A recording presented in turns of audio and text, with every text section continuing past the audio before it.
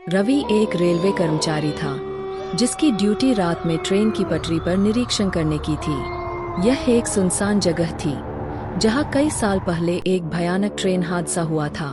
हादसे में कई यात्रियों की दर्दनाक मौत हो गई थी और तब से यह जगह अभिशप्त मानी जाती थी।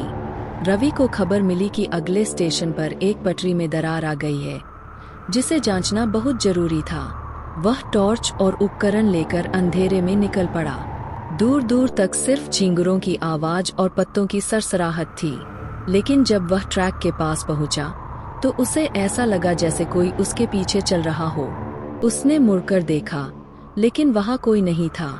वह आगे बढ़ा, तभी अचानक उसे एक औरत के रोने की आवाज सुनाई दी। आवाज धीरे धीरे तेज होती गई।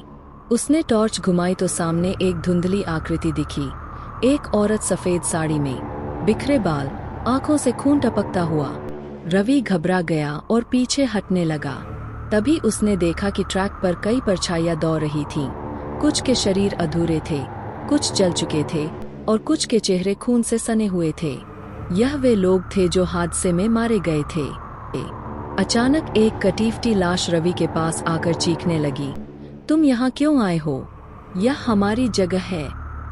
रवि की चीख निकल गई और वह उल्टे पैर भागा।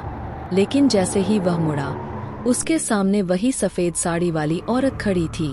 उसके मुंह से एक खौफनाक चीख निकली और सब कुछ अंधेरा हो गया। सुबह रेलवे के कुछ कर्मचारी रवि को बेहोश हालत में ट्रैक के पास पड़े हुए पाए।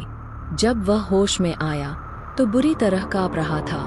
उसने अपनी डरावनी कहानी सबको सुनाई, लेकिन किसी ने उस पर यकीन नहीं किया।